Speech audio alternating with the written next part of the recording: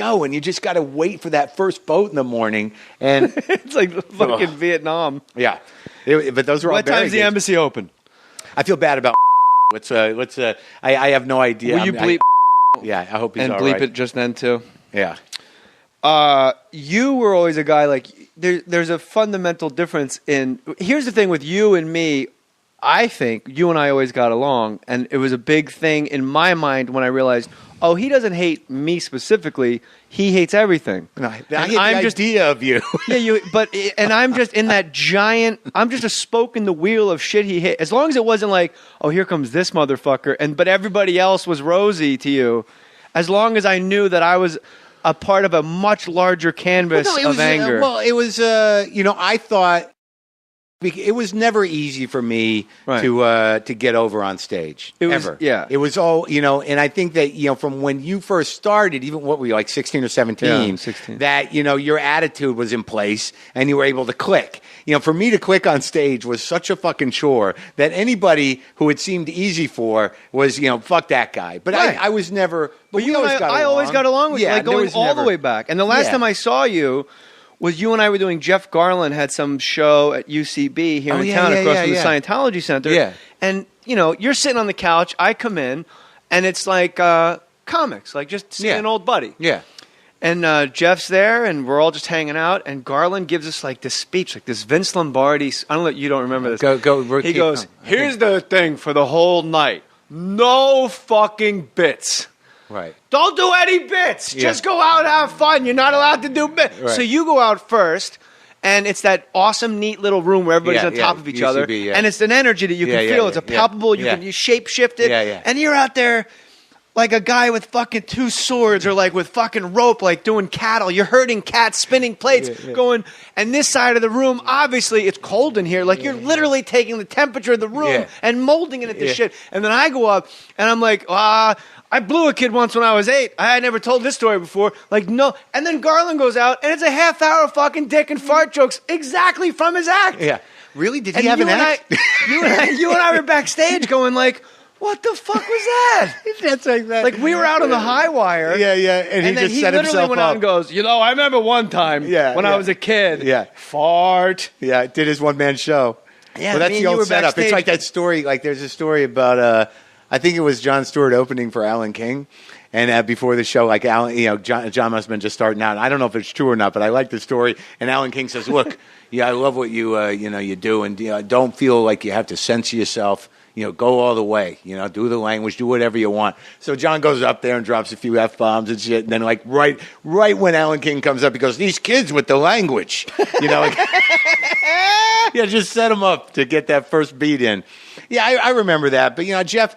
Garland's sort of interesting because he claims never to have an act, which is fucking insane. It's false.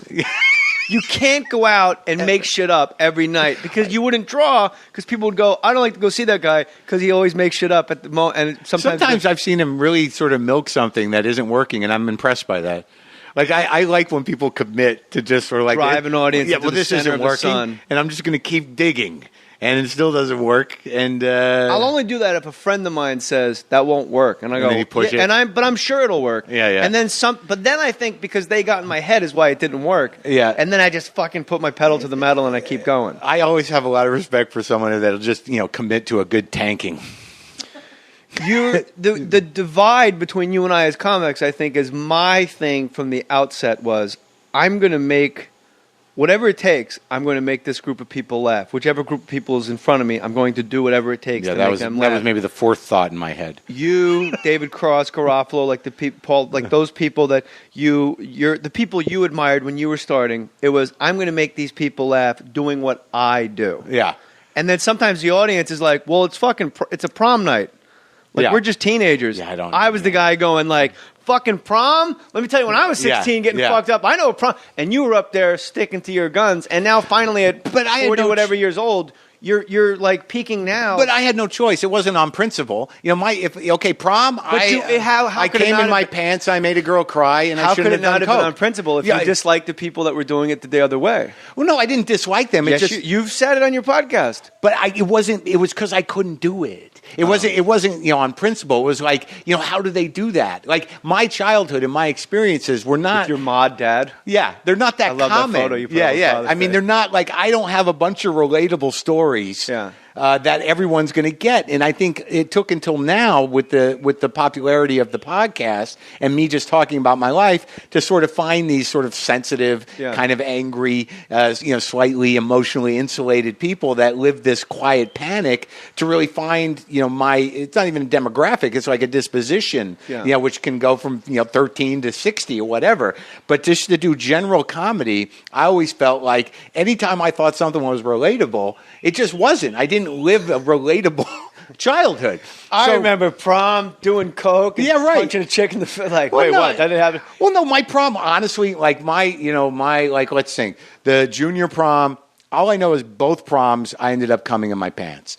So right off the bat, I was not a guy that got the dick out of the pants in high school. So is that a great story? Or is that going to make a bunch of prom kids go, ugh?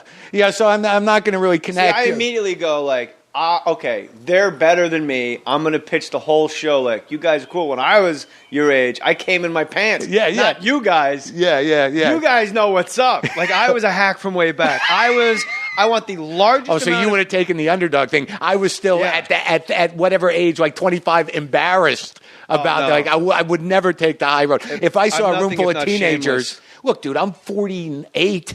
And if I see a teenager in a leather jacket now, some part of me goes, oh, shit, be cool. I mean, I'm still not quite past that shit. It took me this year to realize I'm the guy in the leather jacket. Really? Well, I always knew you were.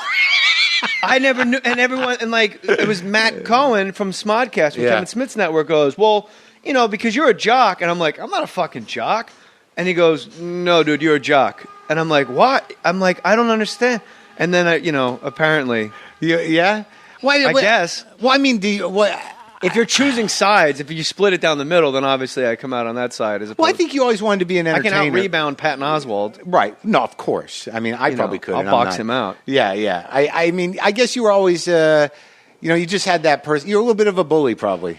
I was very, And I think, if anything, I respond to that. You know what I mean? That there was this, like, you always sort of like you were cocky and, you were a little intimidating and, you were funny, but you take shots at people. Yeah, I think it's interesting because Neil Brennan and I spoke about this at length. God, I'd love to hear that conversation. Well, he was my roommate for a year, and I fucking abused the shit out of this guy. I guess he sees everyone as doing that. Neil? I mean, you could say hi to Neil. It's like, yeah, okay, that's... But he wanted to know, like, psychologically and going into psychiatry, like, what was I getting from it? Was it a master slave? Was it a hero worship where I bring in these people and then abuse them? And to him, my answer was honestly nothing. Like, I just broke balls and I just was relentless and I never knew when to stop. Well, I think it's because you get off on it. Whatever it is, like if you find somebody who's going to take that shit from you, it's like an addiction. You just sort of you keep busting balls. I think so, but it wasn't like I didn't get an exhilaration that he was a beta and I was an alpha. It was more like, come on, we're breaking balls, right? Really? You always had that disposition about it? Like, can't this go back and forth, or did you always want to sort of take get the upper hand? Well, that's the game is to win. Okay, well, if you're doing the dozens, I think that's fine if other people see it as a game. That's where the malfunction comes in my mind, is I don't realize that other people are complete bottoms and don't want to play this game. There you go. So you just called anybody that doesn't play your game a bitch. I meant I would have said passive, beta, however you want to put it. Yeah, well, Neil and I, we had it was tense with us for a while. I think we're okay. He said to me, he goes, I said it on the show. I wasn't going to let him off the hook, but he goes, podcast where assholes from the 90s tell everybody they're sorry. Yeah. That can only be me. And me. You do that too? I guess, because every time I listen to your podcast, it's a different guy telling me what a fucking asshole I am. And when I listen to Rogan's, it's like, he's a fucking cunt. I'm like, what did I do? Rogan got on you? No, Rogan's never said a bad word towards me whatsoever. But I'm just like, I've tried to help comics the whole way. There's only been a few on my show that have said yours. I got touched up by Bobcat on yours, and this is like 2 years ago. This is how long I've been listening to your podcast, and you had Maria Bamford. Yeah, but that stuff Bob. is like that. But what he said, I will address it. What he said was so insane. And I emailed you specifically like, what? You called me an asshole? But you were I was so responsive and knee-jerk that now I just completely don't engage. We were talking about message boards earlier. Did I call you an asshole? He said something. He said, Bobcat Goldthwait, delightful young man, said that you'll remember it when I say it because it's so strange. Yeah. I'll tell you something else Jay Mohr does is he buys 100 tickets to each of my shows on the road. And then an hour before showtime, he cancels so that the room is empty. Yeah. And you went, really? What an asshole. And I was like, how could you call? And you emailed me back basically saying, go fuck yourself. I'm responding to what the guy said. Yeah. And our relationship was still up and running at that level. And I went, yeah, you know what? That's fair enough. Yeah, yeah.